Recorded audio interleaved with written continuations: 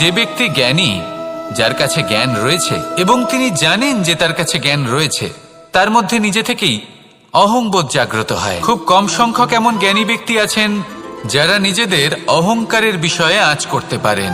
প্রকৃত জ্ঞানী হলেন তিনি, যিনি নিজের জ্ঞানের সদ্ব্যবহার করে অহংকারকে দূর করেন।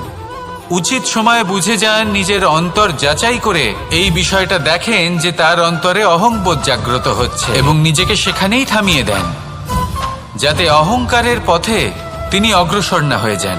এই অহংকার কখন উচিত, কখন অনুচিত, কখন প্রয়োগ করা উচিত, উচিত নয়, কখন বাধা দেওয়া উচিত, এটা শেখা অত্যন্ত প্রয়োজনীয়। আর যদি এটা আপনি শিখতে পারেন, তাহলে আপনি একজন জ্ঞানীও হয়ে উঠবেন এবং সুখীও থাকবেন। তাই মনে রাখবেন, এই জ্ঞান নিয়ে কখনোই অহংকার করবেন না, বরং সবসময় নিজের অহংবোধের বিষয়ে প্রকৃত